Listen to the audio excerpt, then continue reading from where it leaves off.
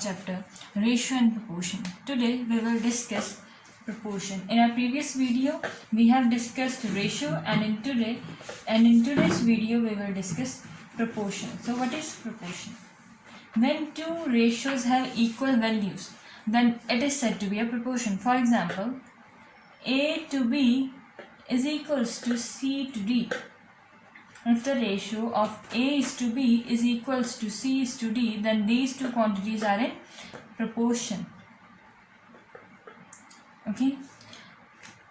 These two must be of same nature and same units. These two must be of same nature and same units. But it is not necessary that these units and these nature should be same. Only AB nature and CD nature must be same. Now let's continue. So it can be written as A is to B as C is to D. This is a sign of proportion. This is a sign of proportion. Now this term is known as first term. This term is known as second term. This is third term, and this is the fourth term. Okay. Now the terms in between them, the terms in middle are B and C. These two terms together are known as means.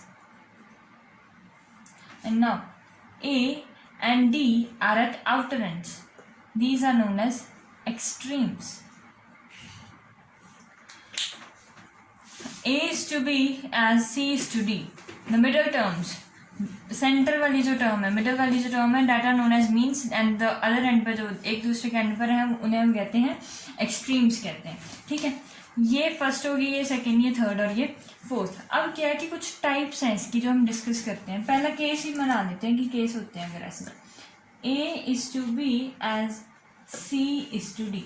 अगर B और C की values same हो जाए, B और C equal हो जाए, तो ये क्या बन जाएगा A to B as B, और ये D या D की जगह पर हम C लिख सकते हैं. ठीक है, अगर B और C सेम, B और C इक्वल हो जाए, मतलब यहाँ पर अगर मिडल टर्म इक्वल, B और C मत इक्वल लिखो, मिडल टर्म अगर इक्वल हो जाए, मिडल टर्म सेम, जब मीन्स सेम हो जाए, तो इसको हम कैसे लिख सकते हैं? A by B is B by C.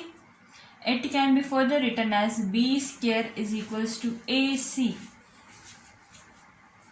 जो वो वाली टर्म जिसमें क्या होता है, जो मीन्स हैं वो इक्वल हो जाते हैं, दोनों की वैल्यू इक्वल है, that proportion is known as continued proportion. ठीक है, इस प्रोपोर्शन को हम क्या कहते हैं? Continued proportion. अगर ये ऐसा हो गया A by B as B by C, ये कंटिन्यूड प्रोपोर्शन में, तो अब क्या होगा? ऐसे लिखेंगे हम इसको, ऐसे लिखेंगे ना. अब क्या होगा कि ये फर्स्ट क्वांटिटी बन जाएगी, ये भी सेकंड क्वांटिटी होगी और ये भी सेकंड क्वांटिटी होगी, तो इसकी थर्ड प्रोपोर्शनल क्या होगी? ये. इसमें याद रखना है कि जब कंटिन्यूड प्रोपोर्शन आता है, जब कंटिन्यूड प्रोपोर्शन होता है तो उसमें थर्ड प्रोपोर्शनल क्या होती है? फोर्थ क्वांटिटी होती है. वैसे फोर्थ क्वांटिटी ये वाली होती है, डी अलग टर्म होती है, लेकिन जब कंटिन्यूड प्रोपोर्शन है तो उसमें जो थर्ड टर्म है वही फोर्थ टर्म बन जाती है, ये थर्ड क्वांटिटी बन जाती है. अब मीन प्रोपोर्शन निकालनी है, ये मीन प्रोपोर्शन होगी, ये फर्स्ट टर्म, ये मीन प्रोपोर्शन, ये थर्ड टर्म होगी. ये इसकी टाइप है कि मीन प्रोपोर्शन कौन सी है और थर्ड प्रोपोर्शनल कौन सी है. अब हम इसी टॉपिक पे कुछ एग्जांपल्स करते हैं. जैसे कि हमारा पहला क्वेश्चन है कि 3, 6 and 4.5 ये नंबर गिवन है हमें, और इसका हमने उसने कहा है कि फोर्थ प्रोपोर्शन फाइंड करो. इसकी फोर्थ प्रोपोर्शन होगी तो ये फर्स्ट टर्म हो जाएगी, ये सेकेंड, ये थर्ड, और फोर्थ टर्म हम क्या ले लेंगे? x. तो अब क्या आएगा? 3:x is equals to 4:4.5:x. 3/6 is equals to 4.5/x. Cross multiply करोगे, x इज इक्वल्स टू, ये यहाँ पर क्या आएगा? ये यहाँ पर 4.5 इंटू 6, ये यहाँ पर मल्टीप्लाई हो रहा था x के साथ 3, यहाँ पर क्या आ जाएगा? डिवाइड में 3 1s are 2s are 4.5 into 2 is 9. ये था कि फोर्थ प्रोपोर्शन हमने फाइंड करनी है. ये ऐसे गिवन होगा, हमें 3 क्वांटिटीज गिवन होंगे, फोर्थ प्रोपोर्शन वो फाइंड करने के लिए क्या देगा. अगर सेकेंड एग्जाम्पल, हम वही डिस्कस कर रहे हैं जो अभी हमने पढ़ा है कि फोर्थ प्रोपोर्शनल कौन सी है, मीन प्रोपोर्शन कैसे निकालते हैं, थर्ड प्रोपोर्शनल, वो आपको एग्जाम्पल के हिसाब से मैं डिस्क्राइब कर रही हूँ। अब अगला क्वेश्चन है, उसने कह दिया हमें कि find mean proportion, mean proportion find करो बिटवीन 3 and 6। ठीक है, ये उसने हमें नेक्स्ट क्वेश्चन दे दिया कि मीन प्रोपोर्शन फाइंड करो 3 और 6 के बीच में। मीन प्रोपोर्शन क्या होगी, सेंटर में आती है तो इसका मतलब क्या होगा, मीन प्रोपोर्शन सेम क्वांटिटीज आएंगी ना, दोनों सेम क्वांटिटीज हो जाएंगी। 3:2 ये हम बी मान लेते हैं भाई, इसको भी बी मान लेंगे, और ये क्या आ जाएगा 6। मीन प्रोपोर्शन सेंटर में होती है और इक्वल होती है। अब क्या होगा, 3/b is equals to b/6, multiply किया, 3 × 6 is equals to b², b² is equals to 18, और b की वैल्यू क्या आ जाएगी, √18। √18 को क्या लिखते हैं, 2 × 9, और ये वैल्यू कितनी आएगी, 3√2। मीन प्रोपोर्शन हमने अभी डिस्कस किया कि मीन प्रोपोर्शन दो क्वांटिटीज के बीच में आएगा। मीन प्रोपोर्शन का स्टैंडर्ड रिजल्ट एक याद रख लीजिए, ए बी। मीन प्रोपोर्शन में क्या था, दो क्वांटिटी सेम थी ना, a/b is equals to b/c। उसने हमें दो क्वांटिटीज दे दी हैं और उसने कहा है कि मीन प्रोपोर्शन फाइंड करो। दो क्वांटिटीज कौन कौन सी दी, उसने a दिया है और c दिया है, हमने इक्वल क्वांटिटी फाइंड करनी है b वाली। अब इसका स्टैंडर्ड रिजल्ट एक बनाकर रख लीजिए कि मीन प्रोपोर्शन जब भी वो फाइंड करने के लिए कहता है, ये कॉन्टिन्यूट प्रोपोर्शन का पार्ट है, तो क्या होता है, b² is equals to ac होता है। तब क्या होता है, b² is equals to ac, कब, कॉन्टिन्यूड प्रोपोर्शन में। और इसी से हम क्या फाइंड कर लेते हैं, मेन प्रोपोर्शन फाइंड कर लेते हैं। अब हमारा जो थर्ड क्वेश्चन है, थर्ड क्वेश्चन हम मान लीजिए कि हमें वो क्या कहता है कि अब फाइंड थर्ड प्रोपोर्शनल। अब उसने हमें नेक्स्ट क्वेश्चन दे दिया कि अब थर्ड प्रोपोर्शनल फाइंड करो। हमने अभी डिस्कस किया कि a/b = c/d, c/d, ये फर्स्ट है, ये सेकंड है, ये थर्ड होती है और ये फोर्थ होती है। ऐसे ही है ना, ऐसे ही होता है 1 2 3 4। अब उसने थर्ड प्रोपोर्शनल फाइंड करने के लिए कहा था। थर्ड प्रोपोर्शनल कब आएगी, जब ये और ये सेम हो जाएगा, फिर से कंटिन्यूड के प्रोपोर्शन के पार्ट में ही आएगा ये भी। जब b और c दोनों सेम हो जाएगा तो ये वाली प्रोपोर्शन क्या बन जाएगी, थर्ड प्रोपोर्शनल बन जाएगी। हमने अभी पीछे डिस्कस किया था ये। अब क्या होगा, a/b b/c। अब उसने थर्ड प्रोपोर्शनल की मान लो हमें वैल्यू क्या दी, find the third proportional to 3 and 6। 3 and 6 की जो थर्ड प्रोपोर्शनल है उसे फाइंड कीजिए। थर्ड प्रोपोर्शनल क्या है इसकी, इसको हम रीअरेंज करते हैं ऐसे, ये फर्स्ट प्रोपोर्शनल, ये भी सेकंड, ये भी सेकंड, ये थर्ड प्रोपोर्शनल। अब 3 क्या हो गया, a, 6 क्या हो जाएगा, b हो जाएगा। इसको हम x ले लेते हैं, 3/6 इज इक्वल्स टू 6/x। ये 1 2 x की वैल्यू कितनी आ गई, 12। कटिंग आप जैसे मर्जी कर लीजिए, डिवाइड जैसे मर्जी कीजिए, सॉल्व करके x की वैल्यू आ जाएगी 12। हम इससे हमारे आपके कॉन्सेप्ट क्लियर हुए हैं या नहीं हुए।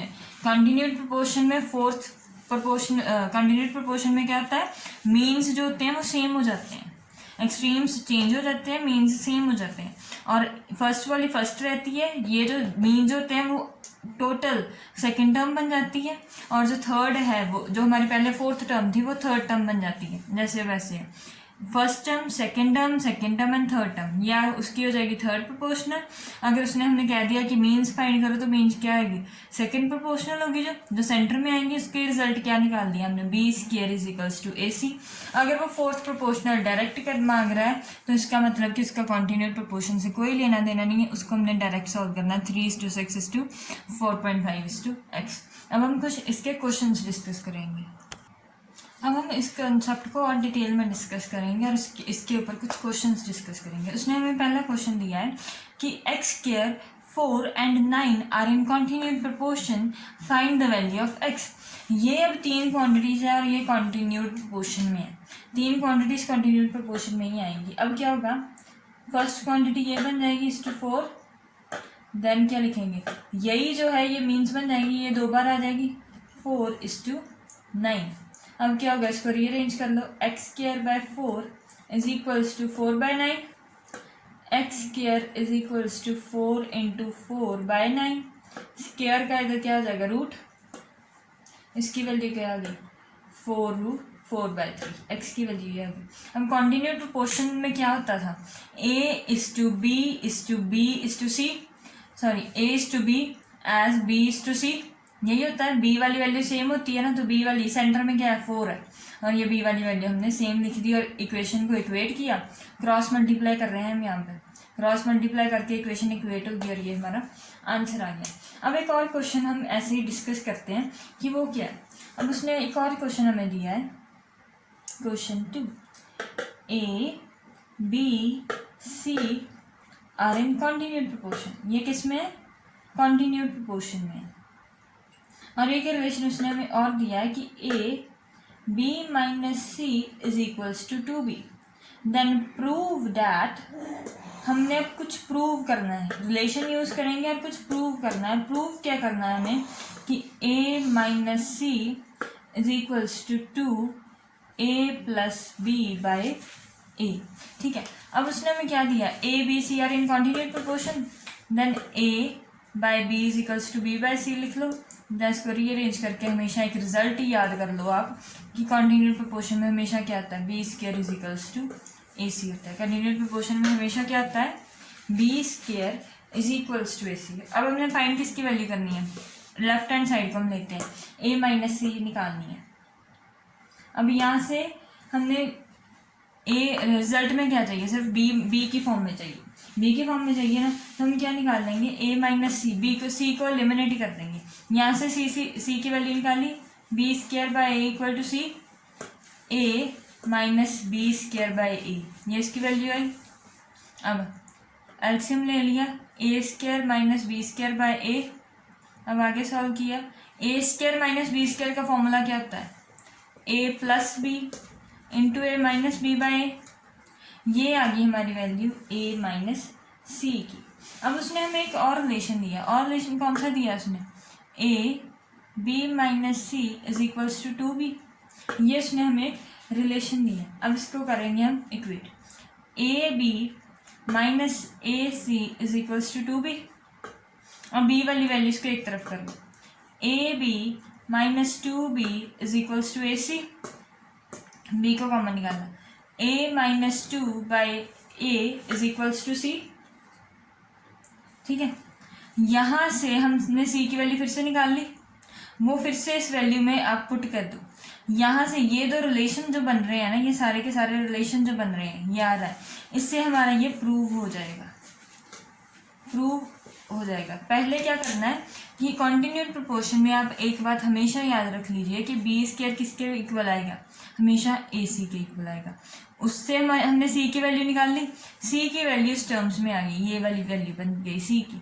अब यहाँ पर हमने किसको लेना, जो उसने सेकेंड रिजल्ट दिया है, A B minus C is equals to 2b, उससे हम सॉल्व करेंगे, वहाँ से सी की वैल्यू आएगी, वो फिर से इसी टर्म में इक्वेट करो।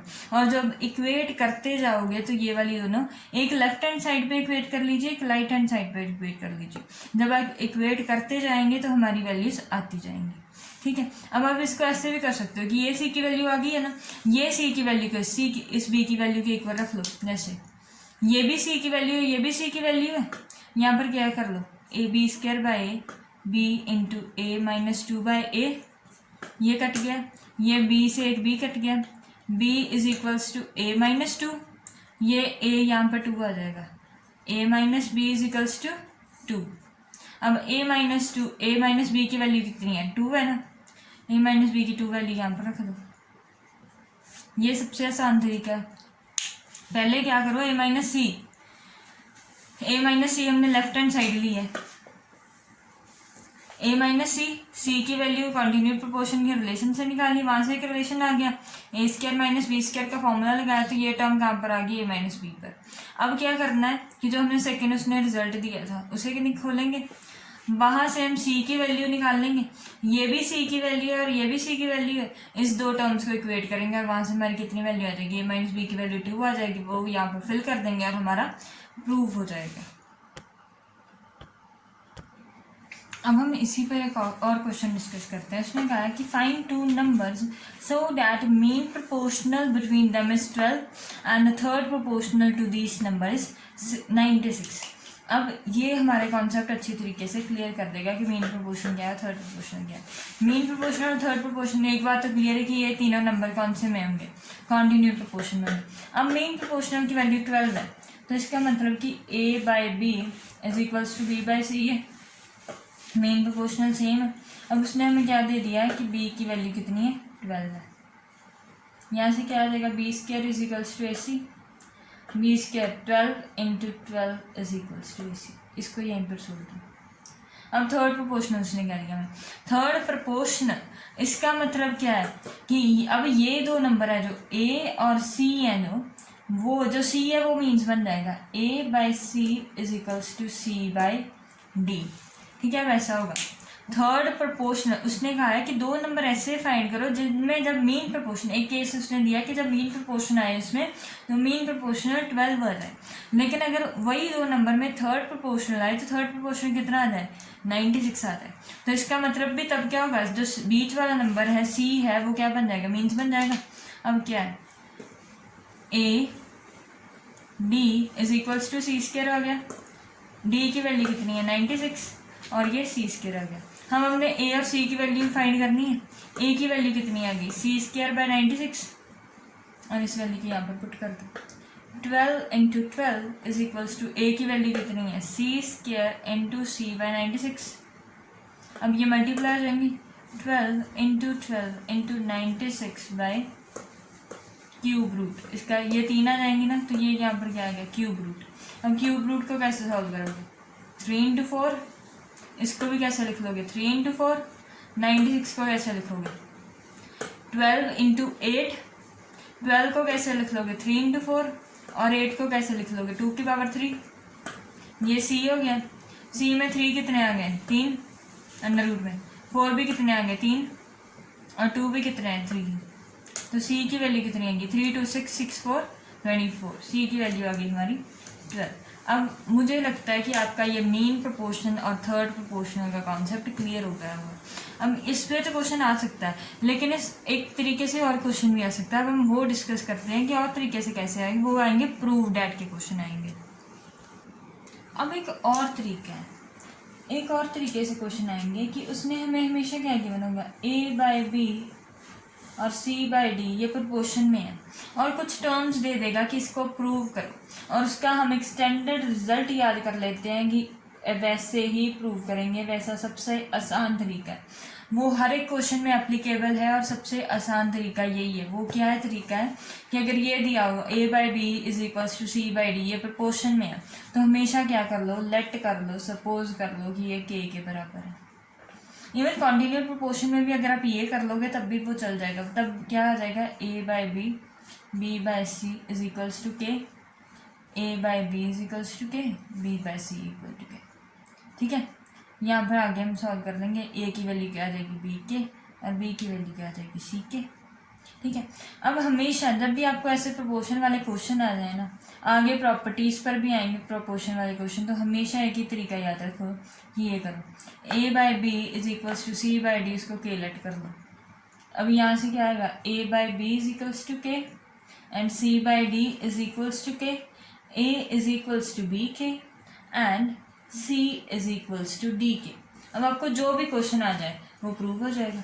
अब जैसे कि हमें क्वेश्चन दे दिया उसने कि A cube C plus AC cube over B cube D plus BD cube is equals to A plus C by B plus D whole raised to power 4। ये हमने प्रूव करना है, टू प्रूव। और given क्या है कि A by B ये चारों नंबर प्रोपोर्शन में है। अब हमने सपोज क्या कर लिया कि ये इक्वल है, A की वैल्यू क्या आ गई B की और C की वैल्यू क्या आ गई D के। अब हम लेफ्ट हैंड साइड को लेंगे, पहले इसको लेंगे, इसमें से AC ऊपर कॉमन आ जाएगा, इसमें से एक A और एक C बाहर गया तो अंदर कितने रह जाएंगे, एक A बाहर आ गया और एक C बाहर आ गया, A की पावर 2 रह जाएगी ऊपर। अब इसमें से एक A और एक C बाहर गया तो इसमें क्या रहेगा, C का स्क्वायर ऊपर आ जाएगा डिवाइडेड बाय, यहाँ से BD कॉमन, और नीचे क्या रह जाएगा B square plus D square. अब ए है जो उसकी वैल्यू फिल कर दो, सी है जो उसकी वैल्यू फिल करते जाओ। ए की वैल्यू कितनी है बी के, सी की वैल्यू कितनी है डी के, ए की वैल्यू फिर से बी के, तो ये क्या होगा बी के स्क्वायर प्लस डी स्क्वायर के स्क्वायर डिवाइडेड बाय वो नीचे वाली वैल्यू ये वही रह जाएगी B square plus D square. ये आ गया, ये बी डी से ये एक बी डी कैंसिल हो गया, ये क्या बन जाएगा के स्क्वायर, यहाँ से बी स्क्वायर के स्क्वायर प्लस डी स्क्वायर के स्क्वायर है तो यहाँ से के स्क्वायर बार, और ये क्या रह गया B square plus D square upon B square plus D square, ये कैंसिल तो ये क्या बन गया के की पावर 4। अब हम इसको राइट हैंड साइड को हम लेते हैं, राइट हैंड साइड में क्या है गिवन है a plus c by b plus d raise to power 4। ए की वैल्यू कितनी है बी के, ये कुछ और है यहाँ से लो, ए की वैल्यू कितनी है बी के और सी की वैल्यू कितनी है डी के होल रेज़ टू पावर 4। अब K common, B plus D upon B plus D, ये पूरे की पावर 4, ये कैंसिल और ये क्या आ गया के की पावर 4।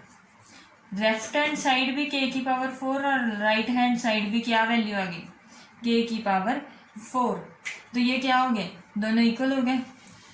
अब यही तरीका है कि जब भी आपको ऐसा क्वेश्चन आए तो उसको के सपोज कर लो और वैल्यूज इक्वेट हो जाएंगी। ये ऐसा क्वेश्चन पेपर में आता है, ये इसका यही तरीका है, यही रामबान है इसका। अब हम इसी पर एक और क्वेश्चन डिस्कस करेंगे उसी के फॉर्म का। इसमें भी क्या गिवन है कि ये प्रोपोर्शन में है और ये प्रूव करो। अब क्या करेंगे हम कि इसको के फिर से हम अज्यूम कर लेंगे और वैल्यूज़ क्या आ जाएंगी A is equals to B के and C is equals to D के। अब पहले हम ले लेंगे लेफ्ट हैंड साइड ली ए की वैल्यू कितनी है बी के, सी की value D K B square by B की वैल्यू बी है, डी की वैल्यू डी है और सी की वैल्यू फिर से कितनी है डी के, सी की वैल्यू डी के है ना, डी के इंटू डी, ये आ गई। अब के यहाँ से कॉमन निकल जाएगा, बी के और डी के है, K common B minus D into B square by B minus D into D क्या हो गया D square into K, B minus D cancel, K से के कैंसिल और ये ओवरऑल क्या बच गया B square by d square. अब हम राइट हैंड साइड लेंगे, राइट हैंड साइड में क्या आ रहा है a square minus B square minus a b upon c square minus d square upon c d. A की वैल्यू क्या है बी स्क्वायर बी के, इसका स्क्वायर कर देंगे तो ये क्या आ गया बी स्क्वायर के स्क्वायर माइनस बी स्क्वायर। ए की वैल्यू फिर से क्या फिल कर देंगे हम बी के इंटू बी, सी की वैल्यू डी के फिर से डी के इंटू डी।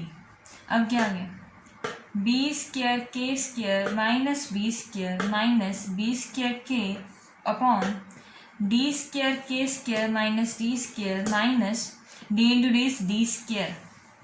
अब ऊपर से क्या निकले B square common, B square upon D square, ये क्या आ गया के स्क्वायर माइनस 1 माइनस के और नीचे भी क्या आ गया के स्क्वायर माइनस 1 माइनस के, ये भी क्या आ गया B square by d square और ये भी क्या था b square by d square.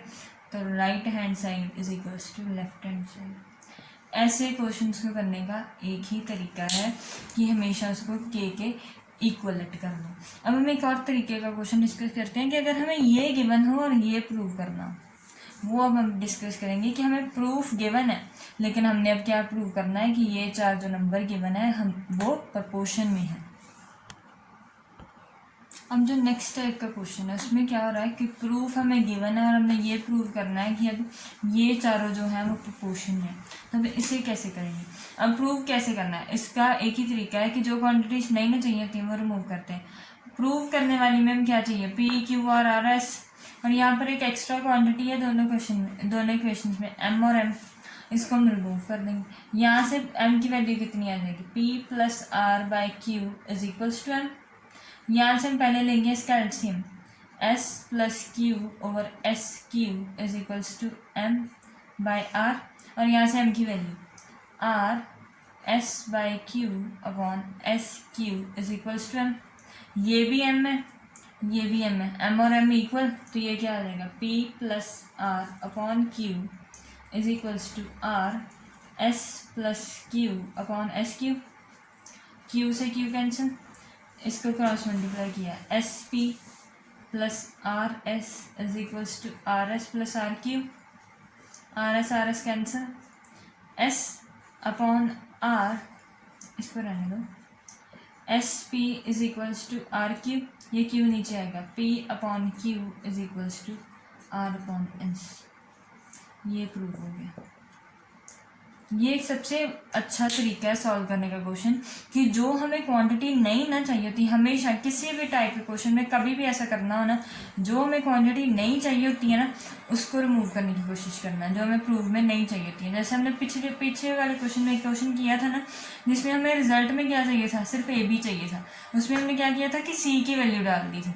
अब इसमें क्या चाहिए, पी क्यू आर एस चाहिए, एम नहीं चाहिए, तो हमने एम की वैल्यू को एलिमिनेट कर दिया। So this is the end of our topic proportion, and next lecture we will discuss the properties of proportion and question relating to it.